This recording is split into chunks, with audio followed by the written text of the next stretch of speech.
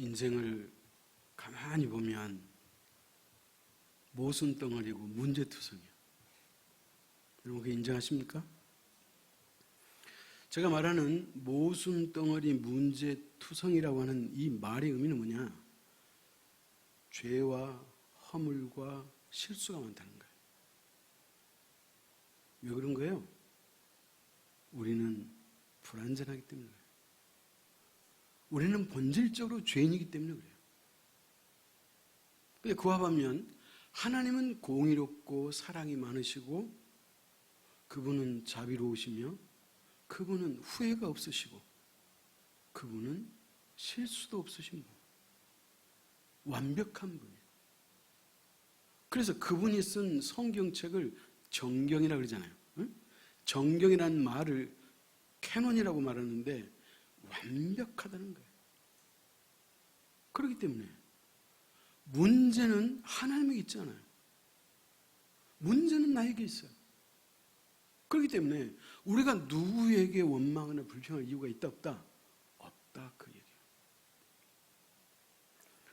어떤 청년이 교회에 다니다가 예수님을 인격적으로 만났어요. 여러분 예수님을 인격적으로 만났다는 말의 의미 아시죠? 진짜 신앙이 무엇인지를 깨닫고 이제는 결코 뒷걸음치지 않을 수 있는 그런 소위 말하면 신앙으로 자랐다 그런 의미가 있어요. 이제는 의심의 구름이 거쳤다 그런 의미예요. 인격적으로 만났다는 거는. 그런데 그 예수 그리스도를 인격적으로 만나고 나니까 그 기쁨과 그 희열은 감당할 수가 없어요. 여러분 그런 경험 있잖아요. 그래서 이 청년이 자기가 좋아하는 지리산에 갔답니다. 그래서 지리산 정상에 올라갔는데 예전에 몇 번 와봤던 그 산이 아니더라는 거예요. 그 산이 그렇게 아름다울 수가 없더라는 거예요. 왜 산이 이렇게 아름다울까 생각해 봤더니 산이 변한 게 아니고 자신의 눈이 변해 있더라는 거예요. 사랑하는 성도 그런 거예요. 세상은 가만히 있어요. 근데 이 세상이 왜 아름답게 보이느냐? 내가 변하면 세상이 아름다워질 수 있다. 그런 말이에요. 사람들은 흔히 말하기를 내가 잘 되기 위해서, 내가 행복하려면 내 주변의 환경이 변해야 된다고 생각을 해요. 그래서 내 삶을, 내 주변 환경을 또 내가 걸어온 그 길을 생각해 보면 자기에게서 문제가 나오는 게 아니고 주변 사람에게 문제가 있는 거예요. 왜 우리 부모님은 나를 낳으셔가지고 왜 우리 집은 이렇게 가난하고 내 꿈을 펼칠 수 없을까? 뭐 이렇게 항상 누군가를 탓한다는 거예요. 그래서 환경이 변하면 요즘으로 표현하자면 내가 흙수저가 아니라 금수저로 태어났다면 나는 인생 괜찮았을 텐데 그렇게 생각한다는 거예요. 여러분 맞아요? 틀려요? 틀린 얘기예요. 문제는 나에게 있어요. 나를 치유하고 나를 고치면, 나를 변화시키면 그 모든 문제가 해결되는 줄 믿으시기 바랍니다. 아까도 제가 말씀드렸죠? 인간은 본질적으로 죄인이라고 그랬어요. 찾아갑시다. 에레미야 17장 9절이에요.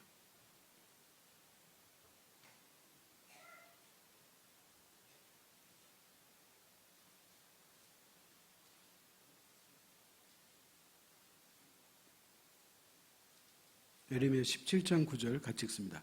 만물보다 거짓되고 심히 부패한 것은 마음이라 누가 능히 이를 알리오마는.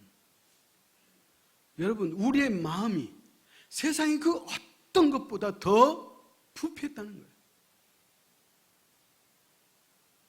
그런데 이 사실을 도대체 누가 아는 사람이 별로 많지 않다 그런 의미예요. 내가 이것을 세 번역으로 읽어볼게요. 만물보다 더 거짓되고 아주 썩은 것은 사람의 마음이니 누가 그 속을 알 수 있겠습니까? 여러분 우리라고 하는 존재, 나라고 하는 존재가 그런 사람이다 그런 거예요. 그렇다면 이렇게 부패하고 거짓된 것이 우리의 본질이라면 이 거짓되고 부패한 이 상황에서 우리가 벗어나야 되잖아요. 여러분 벗어나려고 노력하셨어요? 물론 하셨겠죠. 그렇다면 이와 같은 부패하고 거짓된 이 삶 속에서 우리가 벗어나려면 어떻게 해야 되느냐는 거예요. 내가 노력하면 벗어날 수 있느냐?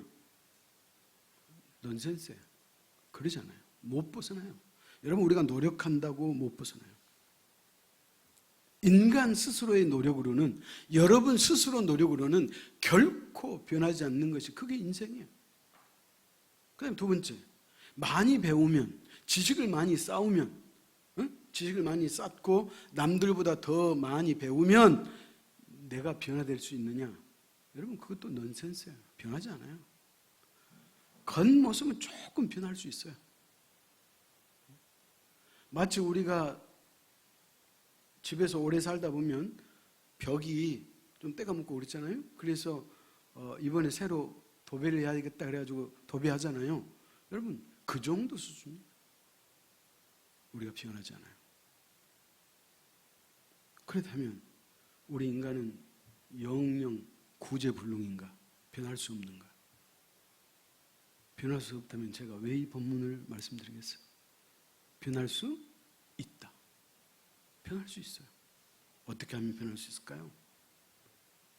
고린도후서 5장 17절 찾아갑시다.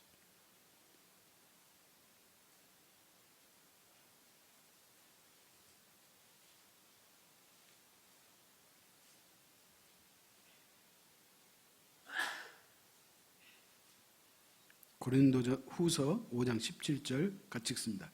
그런즉 누구든지 그리스도 안에 있으면 새로운 피조물이라. 이전 것은 지나갔으니 보라 새 것이 되었도다. 누구든지 그리스도 안에 있으면, 누구든지 예수 그리스도를 인격적으로 만나면,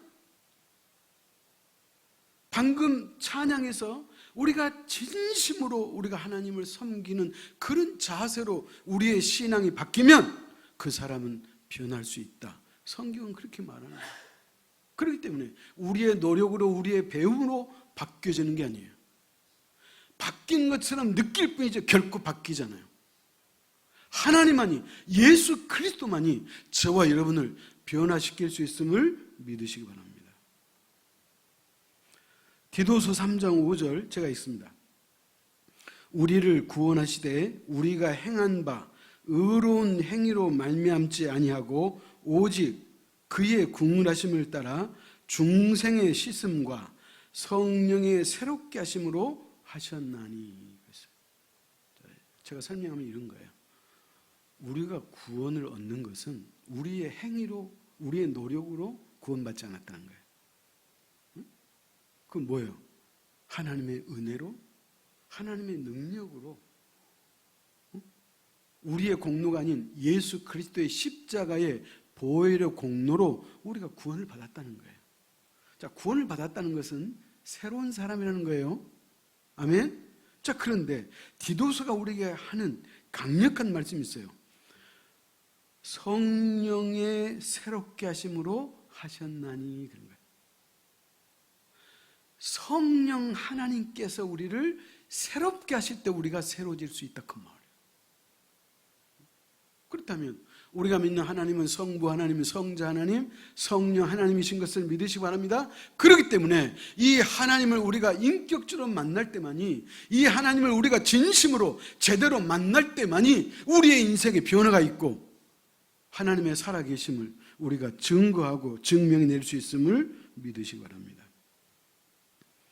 오늘 본문에 보면 한 인생이 어떻게 저렇게 변할 수 있을까라고 우리가 의아할 정도로 변한 사람이 한 사람 나오죠. 그 사람 누구예요? 원래 이름은 사울이고 그가 이제 예수 그리스도를 믿고 변한 그 이름이 뭐예요? 바울이에요. 사울이 변하여 바울이 됐어요. 여러분 아시죠? 사울은 이름의 뜻이 큰 자 이 말이에요. 바울은 작은 자예요. 예수 믿기 전에는 자기 인생을 큰 자로 여겼어요. 부모도 그 사람을 낳고 큰 인물 되기를 원해서 사울이라고 이름을 정해줬어요. 근데 그가 예수 그리스도를 만나고 나서 그는 자기 이름을 스스로 바꿔요. 어떻게 바꿔요? 작은 자로.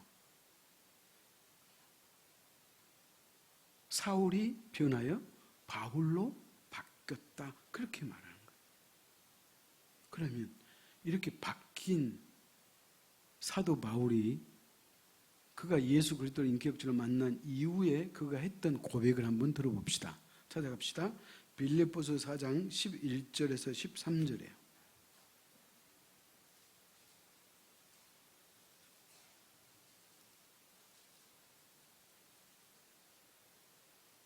빌립보서 4장 11절로 13절 교독합시다. 내가 궁핍함으로 말하는 것이 아니라 어떠한 형편이든지 나는 자족하기를 배웠노니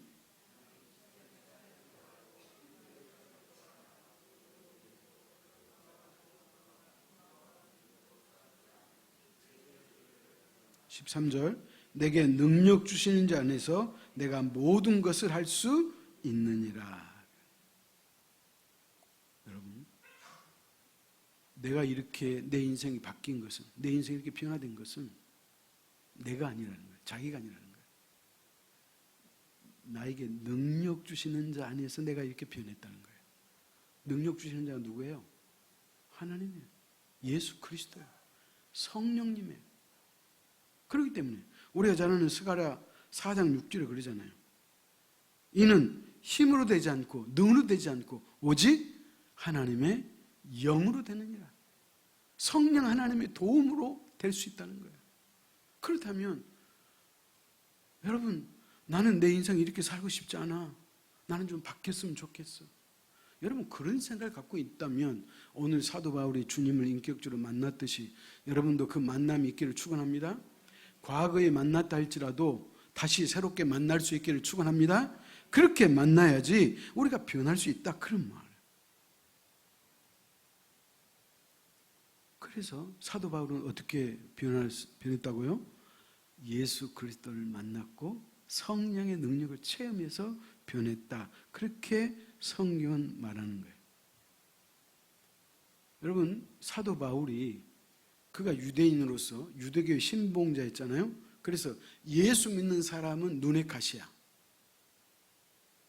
그러니까 이 사울이라는 사람이 예수 믿기 전에 이 사람의 신앙이 유대교잖아요.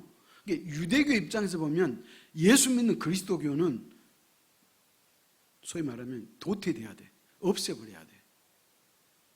그래서 이 사울이라는 사람은 대제사장으로부터 소위 말하면 체포 영장을 발부받아가지고 예수 믿는 사람을 잡아다가 옥에 가두거나 죽이게 하는 그 일에 최고로 앞장섰던 인물이 사울이에요.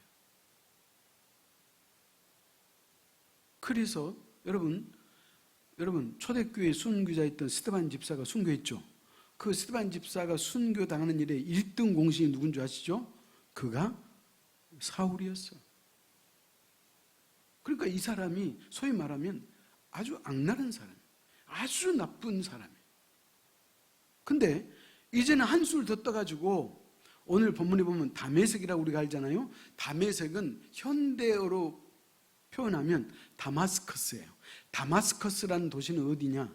시리아의 수도예요. 수도. 여러분 시리아 아시죠? 그러니까 이 사울은 그 시리아 그 먼 나라에까지 가서 예수 믿는 그리스도인이 그 땅에도 있다 그러니까 체포하려고 그 땅을 가다가 그 다메섹 다마스커스에서 누구를 만났다? 주님을 만났다는 거예요. 사실 자기가 만난 게 아니죠. 주님이 그를 찾아왔어요. 그래서 아까 부르잖아요. 사울아 사울아. 사울을 불러서 그가 만났다는 거예요. 자, 사도행전 9장 우리 본문 있죠? 3절 5절 교독합시다. 3절 5절. 사울이 길을 가다가 다메섹에 가까이 이르렀더니 호련히 하늘로부터 빛이 그를 둘러 비추는지라.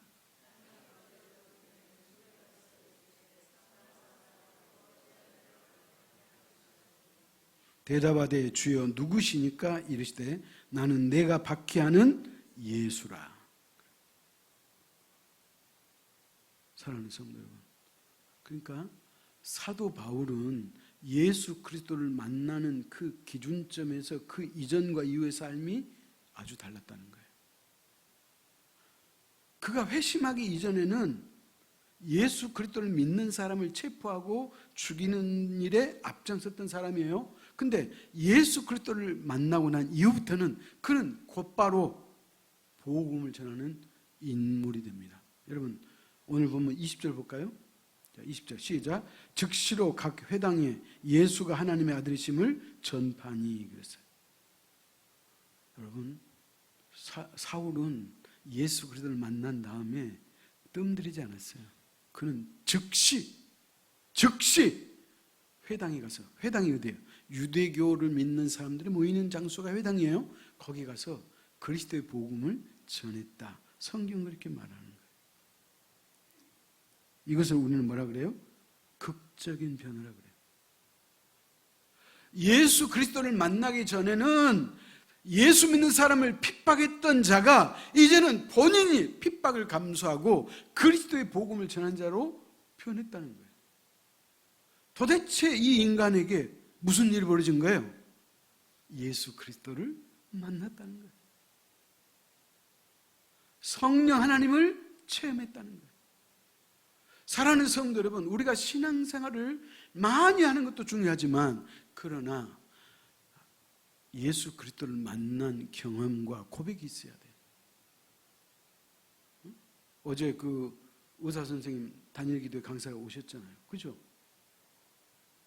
이 사람 보자하니 어렸을 때부터 신앙생활 하신 분이에요. 내가 모태 신앙이라고까지 내가 말을 할 수는 없고.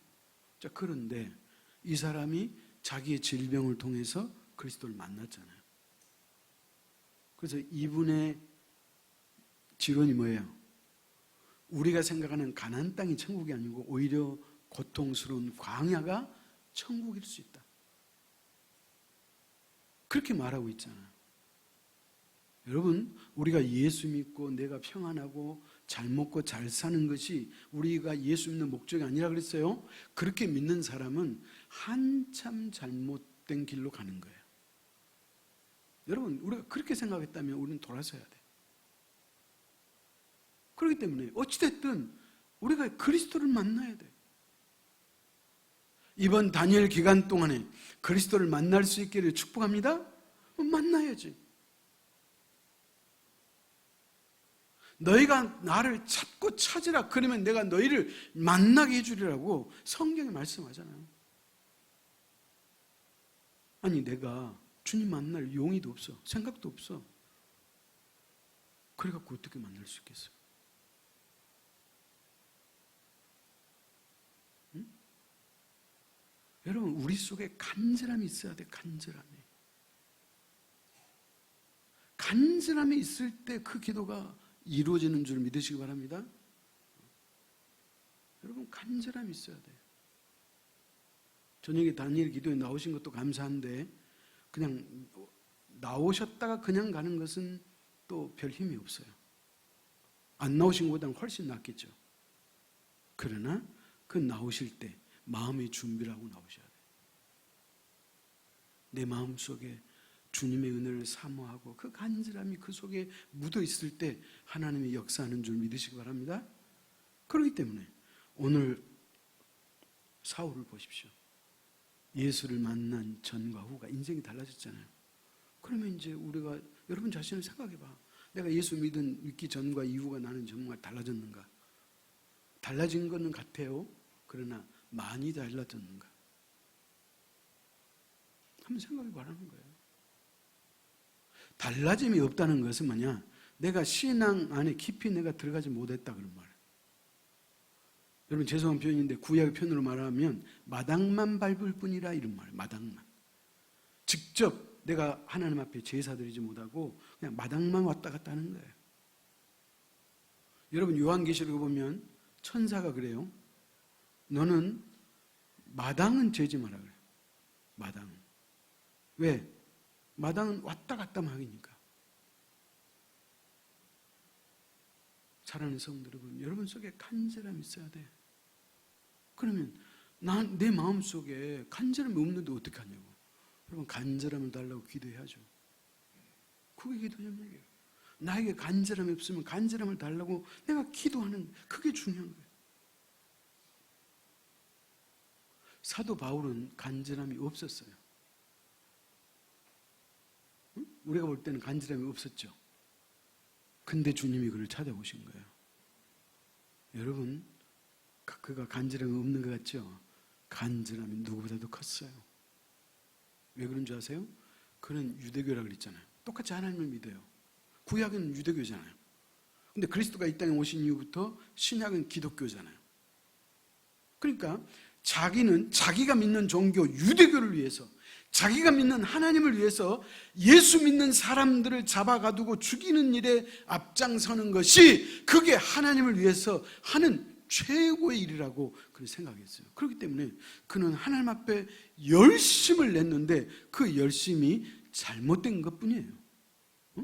그러나 간절함과 열심은 누구보다도 컸다고 말이에요. 그러니까 하나님이 찾아오시죠. 여러분, 그 간절함이 우리 속에 있어야 돼요. 여러분, 제비 이야기 하시잖아요. 제비가 이제 집을 짓고 알을 낳고 이제 새끼를 이제 부화시키잖아요. 그죠? 그럼 제비가 하는 일이 뭐예요? 그냥 맨날 왔다 갔다 하면서 그 모내기철에 그 시즌 되잖아요. 먹을 걸, 곤충을 잡아다가 새끼를 줘요. 그러면 시끄러워서 살 수 없을 만큼 짹짹거리잖아요. 어? 제비 새끼들이. 왜? 어미에게 그 먹을 걸 달라고 막 짹짹짹 입을 벌리는 거야. 그러면 이 조류 전문가가 봤더니 이 어미제비가 입질을 한다는 거예요. 새끼들 입 속에 자기 입을 넣었다 뺐다 한다는 거예요. 거기 중에 가장 간절한, 배고파서 가장 간절한 제비에게 먹이를 준다는 그 연구 결과가 나온 거예요. 여러분, 우리가 하나님 앞에 그 간절함이 있어야 돼요.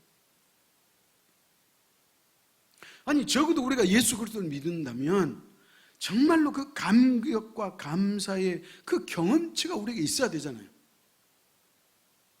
10년, 20년 내가 예수를 믿었는데 나에게 감동이 없어. 우리 집안이 기독교 집안이고 다른 형제들은 다 열심을 내고 다 교회에서 직분도 받고 그러는데 나는 교회를 다니기를 떠나지 않고 다니긴 다니는데 나에게는 별 감동이 없고 열심이 없다면 그것은 문제가 큰 거예요. 문제가. 보통 문제가 아니에요. 여러분, 라오디게아 교회가 어떤 교회라고 그래요? 미지근한 교회예요. 뜨겁든지 찹든지 둘 중에 하나 하면 될 텐데 뜨겁지도 않고 차지도 않고 미지근한 교회. 그래서 주님이 뭐라고 그래요? 내가 너를 토해 내리라. 토해버린다는 거예요.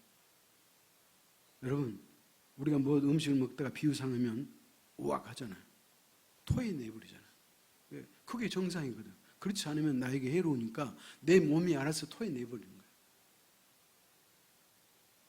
사랑하는 성도 여러분, 저는 여러분에게 그런 감격과 감동이 있기를 축복합니다. 그래서 사도 바울은 주님을 만났어요. 그 다음에 두 번째, 사울은 그를 결정적으로 변화시킨 것이 누구였냐? 성령 하나님이었어요. 누구였다? 성령 하나님이었어요. 이제 사울이 다메섹 도상에서 예수를 만나고 나서 그가 눈이 맹인이 되어버린 거예요. 그 빛이, 주님의 빛이 너무나 밝아가지고 그 빛이 너무나 크고 두렵고 그러다가 어찌됐든 자기 눈이 맹인이 된 거예요.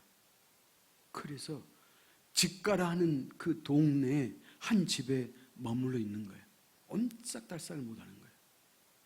그때 하나님이 한 사람을 보내요. 그가 누구였어요? 아까 우리가 9장 3절 5절 읽었잖아요. 아나니아라는 사람이. 자, 주님이 아나니아에게 찾아오셔가지고 하신 말씀 있잖아요. 아까 읽었던 말씀이 아니네요. 11절이네요. 자, 10절 11절 교도합시다. 그때 다메섹에 아나니아라 하는 제자가 있더니 주께서 환상 중에 불러 이르시되 아나니아야 하시거늘 대답하되 주여 내가 여기 있나이다 하니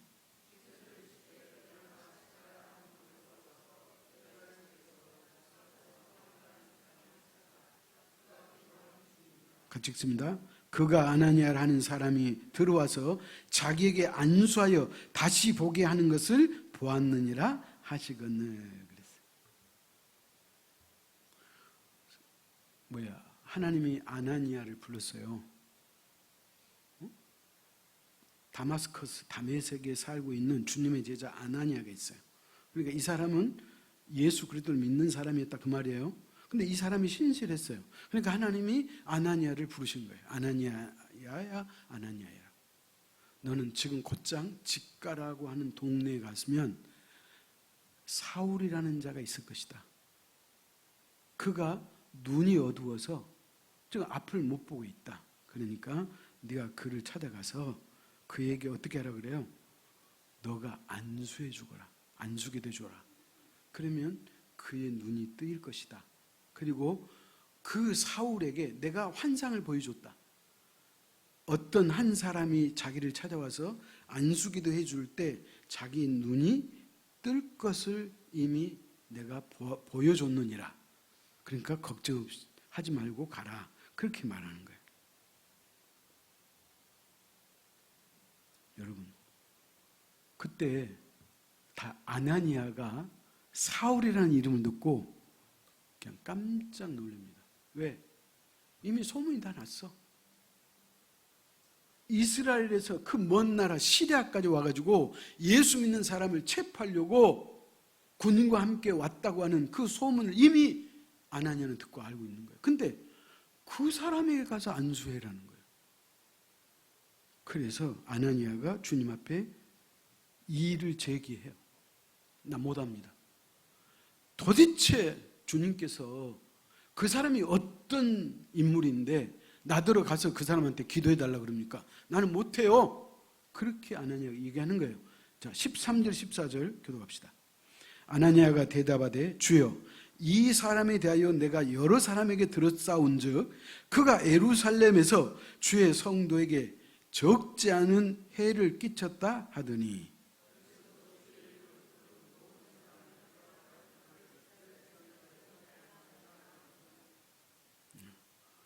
그래서 이제 예의를 제기했죠. 그럼에도 불구하고 주님이 뭐라고 그래요? 가라. 가라. 여러분, 주님이 가라 하면 어떻게 해야 돼요?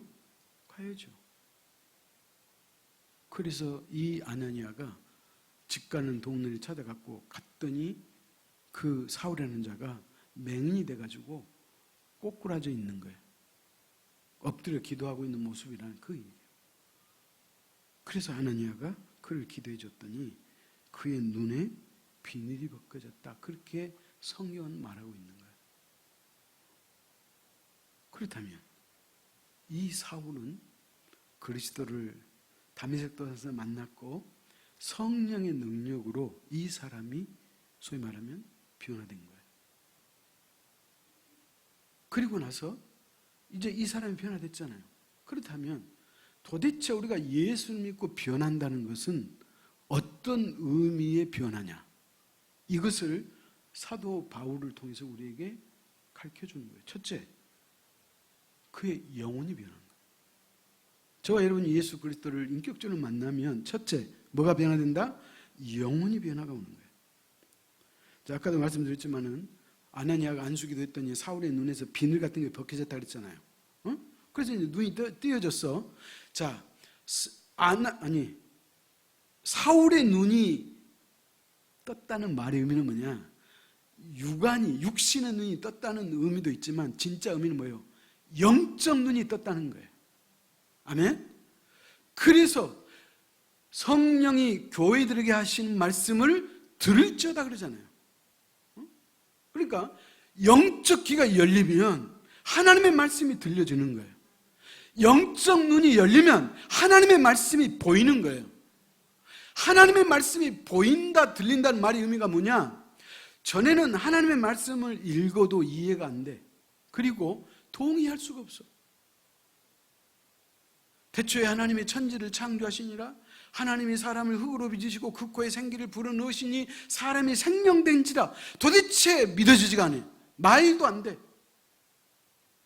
여러분, 성경에 기적 사건이 많이 있잖아요. 근데 그 성경에 그렇게 수많은 기적 사건들이 있음에도 불구하고 이해도 안 될 뿐만 아니라 믿어지지 않아요. 왜 그런 줄 아시죠? 영안이 열리지 않았다 그 말이에요. 아멘? 영적 귀가 열리지 않으면 성경이 믿어지지가 않고 성경이 이해되지 않고 자꾸 의심만 나오는 거예요. 여러분 이것은 뭐예요? 영적 눈이 열리지 않았다 그런 말이에요. 그렇다면 영적 눈이 열렸다는 건 뭔 말이냐? 전에 그렇게 의심도 많았고 믿어지지 않았던 그 말씀이 이제는 그 말씀이 나에게 꿀송이처럼 달아. 그냥 그 말씀을 읽으면 그 마음이 따뜻해지고 기분이 좋고 그냥 말씀이 믿어져 이해가 돼. 내가 따로 뭐 공부하지도 않았는데 그 말씀이 이해가 되는 거예요. 왜 그런지 아시죠? 영안이 열려서 그런 거예요. 그러면 여러분이 나는 영안이 열렸는지 열리지 않았는지, 영적 귀가 열렸는지 열리지 않았는지는 여러분 스스로 평가하면 알 수 있어요. 여러분, 영적 눈이 열린 거와 열리지 않는 것은 하늘과 땅 차이예요. 어제 그 강사 그 원장님 그랬잖아요. 감격이 없으면 지루하다는 거예요. 예배가 지루하다는 거예요. 신앙생활이 재미가 없다는 거예요. 팍팍하다는 거예요. 제 말이 아니에요. 그분이 그러잖아요. 다 경험해온 그 경험치에서 나오는 고백이잖아요. 여러분 그런 거예요. 여러분 우리가 기도하면서 눈물을 흘려보지 않으면 그 기도의 기쁨을 몰라요. 우리가 기도를 했는데 응답을 받아보지 못하면 그 기도의 맛이 무엇인지를 알 택이 없어. 고기도 먹어본 사람이 먹는다 그런 말이 있잖아요. 기도 응답도 받아본 사람이 기도하지 기도를 했는데도 불구하고 응답이 없어. 별로 감동도 없고 감격이 없어. 그러니까 신앙생활은 떠날 수 없어. 내가 교회 떠나면 지옥 갈 것 같고 그러니까 신앙생활은 하긴 하는데 재미가 없어. 지루해. 왜 오늘 목사님의 설교가 이렇게 길지? 예배 마치면 내가 누구를 만나러 가야 되는데 자꾸 내 생각은 딴 데가 있는 거예요. 여러분 이 사람들은 뭐예요? 예수 그리스도를 믿기는 믿는다 할지라도 인격적으로 만났다고 볼 수는 없어. 저는 여러분이 영적 눈이 환히 열려서 하나님의 말씀이 들려지고 이해가 되고 그 말씀이 그냥 어떨 때는 진짜 꿀송이처럼 달 때가 있어.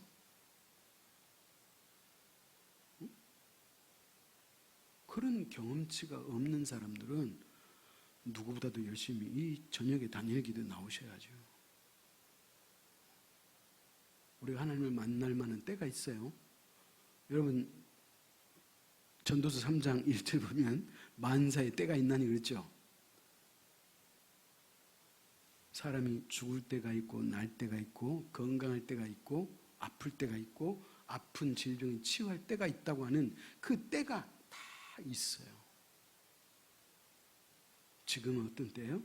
주님을 만날 만한 때. 다니엘 기대가 왜 있는데? 여러분 한 사람 한 사람은 있어요. 아멘? 그렇기 때문에 이 기간 동안에 주님을 만나는 것이 크게 중요한 거예요.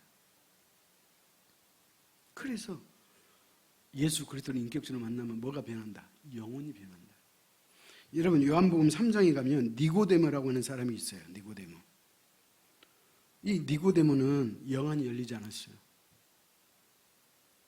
그는 유대교의 신봉자예요. 그는 사회적으로도 위치가 있는 사람이에요. 배움도 있고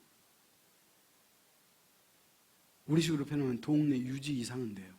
근데 영안이 안 열렸어. 그러니까 예수님이 말씀하시는 곳마다 사람들이 따라가고 막 기적이 나타나고 그러는데 자기는 이해도 못할 뿐더러 그 예수님의 말씀이 또 제대로 들려지지 않는 거예요. 그런데 관심은 있어. 그래서 체면 치레 때문에 낮에는 못 찾아가고 밤중에 누구를 찾아가요? 예수님 찾아가요.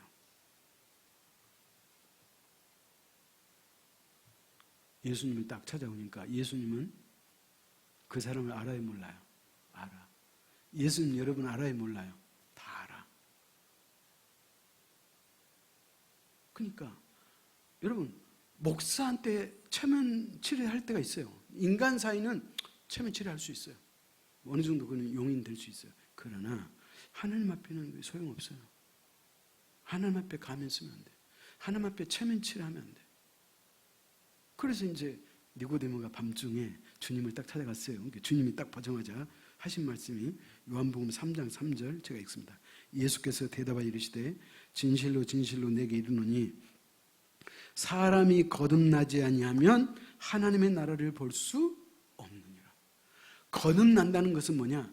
예수 그리스도를 영접하고 그분이 나의 구주인 것을 받아들이면 그 사람은 거듭난 거예요. 그러니까 거듭나지 않으면 하나님의 말씀을 들을 수가 없어. 영안이 열려 있잖아. 그래서 이제 딱 그렇게 이야기하니까 이 니고데모가 말귀를 알아들어 못 알아들어? 못 알아들어. 주님이 이렇게 자기 앞에서 직접 이야기했음에도 불구하고 못 알아들어. 그러니까 어떻게 뚱딴지 소리 한 줄 아시죠? 니고데모가 찾아갑시다. 4절이에요. 요한복음 3장 4절.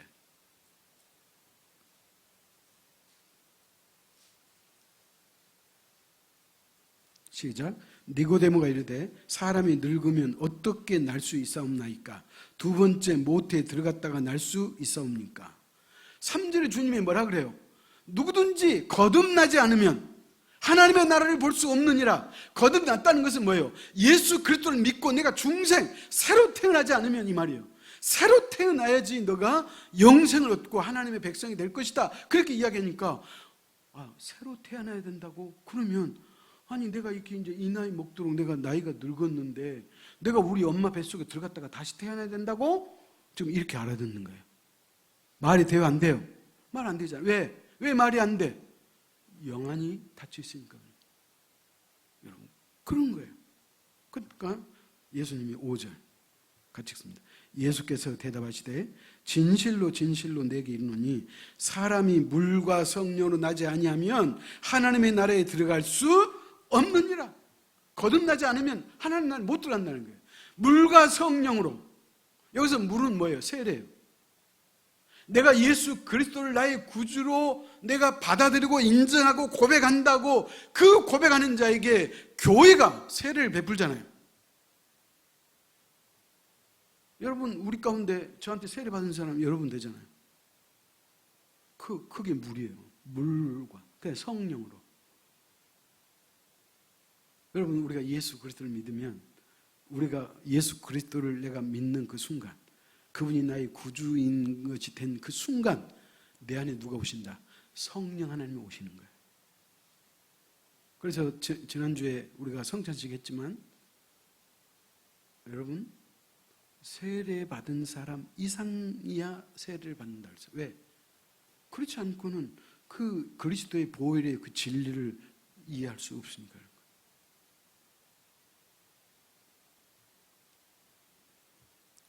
그러므로 사랑하는 성도 여러분, 특히 그리스도인은 모든 사람이 다 포함돼요. 그러나 그 가운데 특히 그리스도인은 하나님을 만나기 전에는 결코 우리 속에 행복함이 없어요.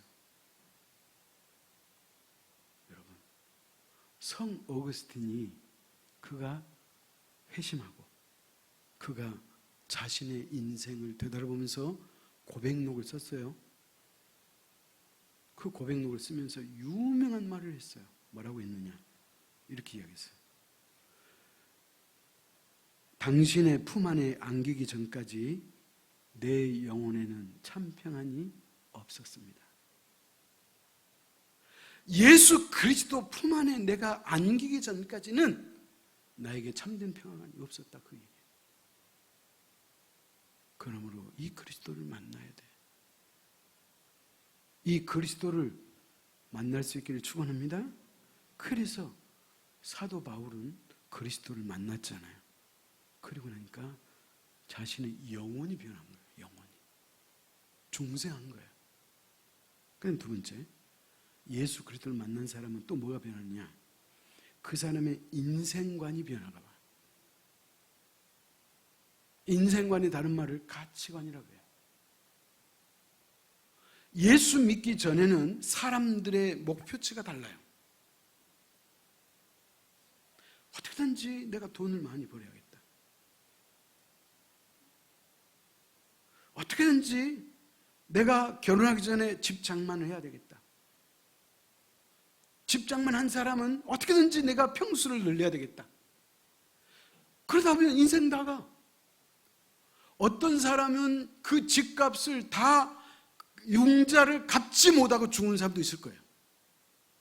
여러분, 그게 인생이에요? 아니, 물어봅시다. 아파트 한 채 살려고 여러분 이 땅에 태어났어요? 그게 여러분의 인생의 목표예요? 여러분, 인생 그게 아니에요. 여러분, 예수 믿지 않는 모든 사람의 목표는 똑같아요. 많이 벌고, 좋은 집에서, 좋은 음식 먹고, 골프도 쳐가면서, 세계 일주 여행도 하고, 뭐예요? 쾌락이야, 즐거움. 자기 육체를 즐겁게 하는 것이 그게 인생의 목적이에요. 어떤 사람들? 일반 사람들, 예수 그리스도를 못 만난 사람들의 목표예요. 그러나 예수 그리스도를 만나면 그 목표 사라져버려요. 여러분, 얼마나 놀랍습니까? 여러분, 오늘 밤에 그 탈북녀 나와요. 정윤아 씨랑 분 나온. 내가 이분 다른 데서 내가 봤는데 이분 진짜 되게 대단한 사람이더라고. 근데 이분이 어쨌든 이번에 간증 나오고. 여러분 봐요. 그 여인이 그 탈북하는 것이 목숨 내놓고 하는 거잖아요. 그리고 한국에 와가지고 그가 한국에서 신앙을 새로 처음 믿었던지 그건 모르겠어요. 중국에서 믿었는지 그건 잘 모르겠지만 어쨌든 그가 예수를 믿고 인생이 바뀌어진 거예요. 그러니까 강사로 섭외돼서 나온 거잖아요. 사랑하는 성도 여러분, 예수 그리스도를 만나면 나의 인생관이 바뀌는 거예요. 가치관이 바뀌는 거예요. 사도 바울은 어떻게 바뀌었느냐? 찾아갑시다. 빌립보서 3장 7절 8절에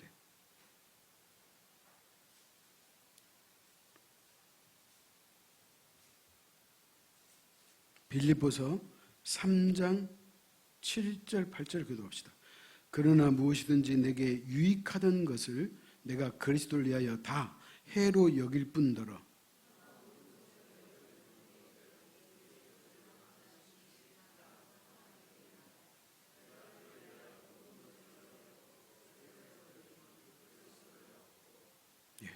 그러니까 사도 바울은 그가 예수를 만나기 전에 그의 인생관, 그의 가치관은 뭐예요? 세속적인 가치관을 갖고 있었어요. 어떤 가치관? 세상의 부와 권세와 명예를 다 가지려고 하는 그런 기대치를 갖고 인생을 살았단 말이에요. 근데 예수 그리스도를 만나고 나니까 다 부질없더라는 거예요. 그래서 뭐라 그래요? 나는 예수 그리스도를 만나기 전에 내가 추구했던 그 모든 것들을 다 배설물로 여긴다 그랬어요. 배설물이 뭐예요? 배설물과 함께 할 수 있어요? 여러분, 그거는 다 버렸노라. 그리스도를 위해서 내가 다 버렸다. 내가 예수 그리스도를 위해서 사는 것이 내 인생의 목적이구나를 알고, 그래서 그는 그 즉시로 회당에 돌아다니면서 뭐예요? 복음을 전했다. 그렇게 말하잖아요. 그 다음에 예수 믿으면 영혼이 변화되고 가치관이 변화된다 그랬죠? 마지막 세 번째는 뭐냐? 그 사람의 인격이 변화돼요. 인격이 바뀌어요. 여러분, 고상한 인격 알잖아요.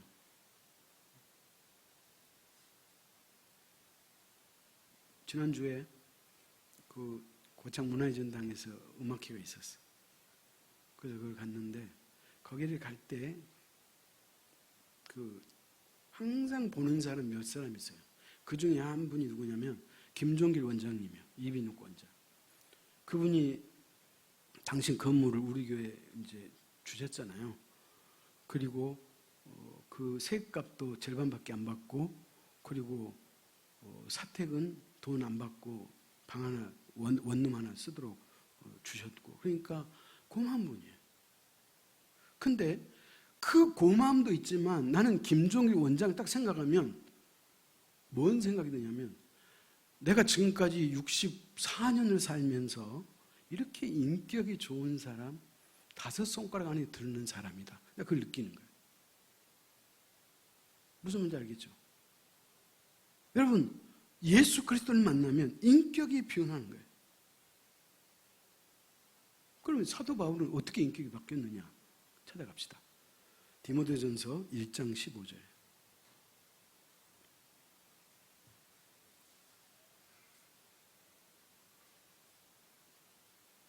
디모데전서 1장 15절 같이 읽습니다.